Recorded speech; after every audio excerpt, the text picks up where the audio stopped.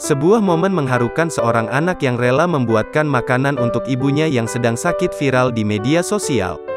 Video tersebut dibagikan oleh akun TikTok @dodisyah_reza.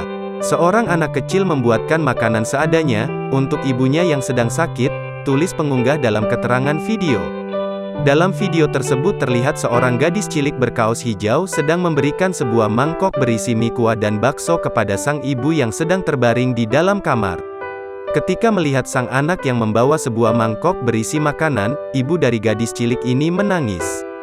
Ibu ini sambil terisak sempat menanyakan kepada sang anak, untuk siapa makanan yang ia bawa. Anaknya pun kemudian menjawab jika makanan tersebut untuk ibunya. Dalam video ini, tampak raut wajah sang anak yang juga terlihat murung dan menahan tangis. Sontak video tersebut mendapat beragam komentar dari warganet.